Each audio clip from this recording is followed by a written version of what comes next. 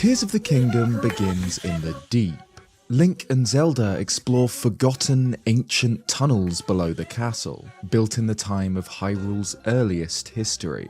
At the deepest point, they find the imprisoned body of Ganondorf, held in place by a spirit hand, haloed with a spiral of luminous energy. This seal was first revealed all the way back in the game's first teaser trailer, and has become one of the game's most iconic visuals, the terrible secret that Hyrule was built upon. So, what happened? What's the lore surrounding the Demon King's seal? Ganondorf was sealed thousands of years ago at the climax of the Imprisoning War, when the alliance of ancient sages met Ganondorf in the depths. They were almost defeated until Rauru, the first king of Hyrule, gave his life to stop the Demon King. He struck Ganondorf in his heart, channeling his power of light, a power which Minoru explains can repel or destroy evil. This is a direct opposite to Ganondorf's own power of darkness, the perfect counter to his gloom. According to Ganondorf, Rauru's strike binds his heart and steals his magic, trapping the King of Light and the King of Darkness here, in perfect balance, forever. In an interview, Tears of the Kingdom director Hidemaru Fujibayashi explained this seal as Rauru using his sealing powers to draw Ganondorf's magic from his heart and purify it. Rauru's seal channels Ganondorf's gloom and purifies it into a spiral of light. This is identical to how shrines of light function. We learn from Wordsworth's translations that these structures were built by Rauru and Sonia long ago. In the time of the Kingdom of Hyrule's founding, monsters plagued the surface, so the king and queen travelled across the land, defeating the demons and bringing peace. Wherever they destroyed a monster, they built a shrine of light in that spot so that it would not reappear. The structures purify their evil energy and release spirals of light. As the game says, this shrine imprisons and purifies the ancient evil.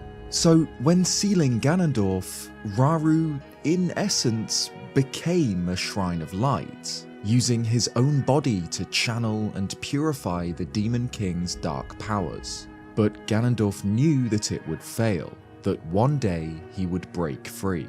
Sometime after the Demon King was sealed, a new Hyrule Castle was constructed directly above him. A stone plaque below the castle in Link's time reads, "Deep beneath this land, our mighty first ruler imprisoned the Demon King. To ensure the king's magic would hold, we erected a castle here to protect this sacred site. Without the castle in place, the site may be disturbed, allowing the Demon King's hatred and rage to be revived. The preservation of this castle is therefore tied to the prosperity of the kingdom."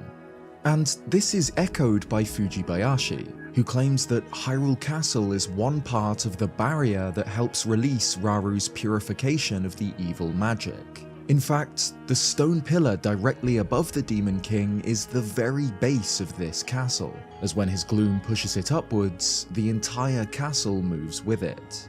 This pillar is known in the game's files as Purification Unit, reinforcing the castle's role as one big shrine of light. Only the figure below the spiral within it isn't a statue of Rauru, but Rauru himself. For millennia, Rauru and Ganondorf remained here, a secret buried at the very heart of the kingdom. The relationship between the sealed Ganondorf and the Calamity Ganon which plagued Hyrule's surface every 10,000 years isn't made explicit, but we know that they are one and the same. Impa explains that the Calamity was the Demon King of ancient times, brought back to existence in the form of hatred manifest. So while we don't know if Ganondorf was aware of the Calamities, he was certainly their source. His impossible, boiling hatred, in the form of malice, was enough to topple the kingdom above him. The Great Calamity, 100 years before Breath of the Wild, destroyed Hyrule, causing the castle to fall into ruin. This, in turn, disturbed the seal the castle was designed to protect. The Calamity caused Raru's hold on the Demon King to weaken. Ever so slowly, his body began to decay, and the efficiency of the purification of Ganondorf's magic lessened. Raru's power began to falter. The stalemate had broken. The scales tipped towards darkness, and gloom began to seep out from the imprisoning chamber. By the time Link and Zelda investigate, Raru's body has withered almost entirely.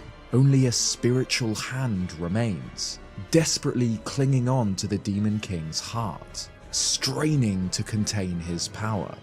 Without the Calamity damaging the castle, Raru could seemingly have purified the unending flow of darkness forever. In fact, it seems like he might even have been winning. When the seal begins, Raru is below Ganondorf, his right arm raised to fight against the Demon King's power. But by the end, Ganondorf is bent backwards, pressed down by Raru's hand. Fujibayashi's comment implies that Raru began to decay recently. Until a century ago, his body was intact. Tragically, it seems that if Hyrule had survived the Great Calamity, the King of Light might have won the endless battle. Instead, reduced to only his hand, Raru lets Ganondorf go, finally exhausted. The Demon King awakens, and Link's battle begins. Thanks for watching this video. This was another shorter video covering one item of Zelda lore. Let me know if you like this format and if you'd like to see more shorter content. But if you'd prefer a real deep dive into Tears of the Kingdom lore, then check out my extensive 3-part breakdown of the entire story. Cheers guys, and I'll see you next time.